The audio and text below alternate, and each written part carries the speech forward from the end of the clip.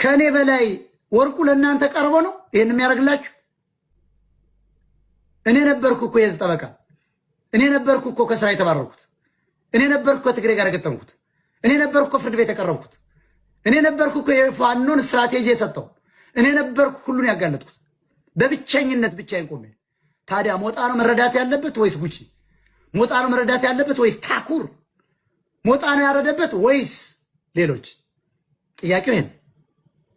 ለሞጣ በረኪና ለታኩር መኪና ከተባለ ላንቺ ነው የላከልሽ ብዬ ነው የምወስደው። እንደዚህ ነው መጣብሽ።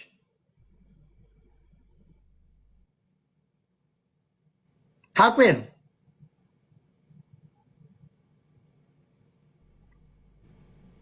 በሴተኛ አዳሪዎች ልንዋረድ አይገባም ጎበዝ። ወጥተሽ ማን ተናገረሽ?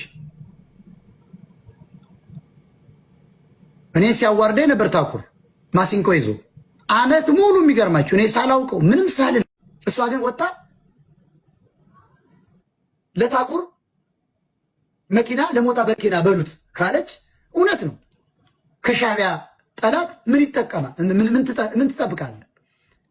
በረኪና ነው የሚያጠጡ እኮ ሞክረዋል እኮ እነዘገየ አንድ ነው እኮ የአንድ ዘር ናቸው ለካ። ተግባባ። እውነታችሁን ነው። ለሞጣ በረኪና ነው የሚገባው። ምክንያቱም ለማይመለከተኝ ህዝብ ስታገል ነበር። በረኪና ለሚያጠጡኝ ሰዎች ለዘመዷ መኪና ለሞጣ በረኪና ማለቷ ትክክል እውነት ነው።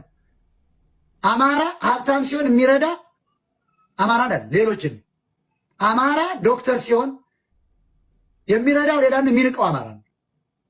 በእኛ በአማራዎች በተባለው ህዝብ ላይ እኮ እየደረሰ ያለው ይሄ እኮ እያየን ነው። ለታኩር መኪና ለሞጣ በረኪና ካለች በእሷ በኩል ነው እርዳታው የመጣ። ተነጋግረው ነው እያደረጉት ያለ ማለት ነው። ጥሩ ነው፣ ቀጥሉ።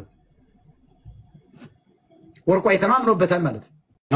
ብዙ ሰዎችን አዌርነስ ተሰጥቶ በአንዴ ትግራይ ህጻጽ ላይ ለተፈጠረው የረሃብ ችግር ከወደ ከ14,000 ሰው በላይ ተርቧል። እሱን ሰዎች እየተንቀሳቀሱ እየረዱ ነው። እግዚአብሔር የተባረከ ይሁን። እንደዚህ ስንረዳዳ ያምርብናል። ችግሮች ሲኖሩ በአንድ ላይ ስንቀርፍ ያምርብናል። ሁልጊዜ ለማንኛውም ነገር ወደ ፖለቲካ አጀንዳ የሚወስዱ ሰዎች ያሳዝኑኛል።